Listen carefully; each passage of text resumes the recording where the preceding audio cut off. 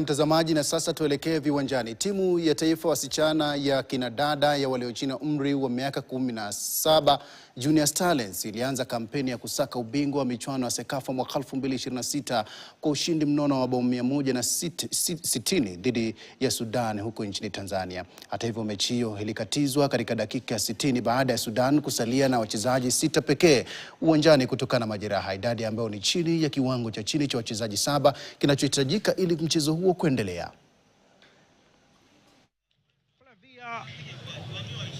Andika bao la pili Elizabeth Opio. Blenda toka mwamba Linde tena, hii sasa amegusa tu moja na French.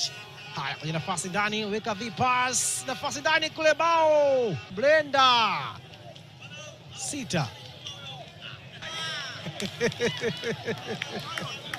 7 Elizabeth Opio kamba 8. Nilikwambia kwa mpira ndani kule, bao la 12. I think the goals, it's good that they could score, because most of the time we have been creating chances but we have not been scoring. So it's good to see that in Sekafa they're able to convert the chances they've created.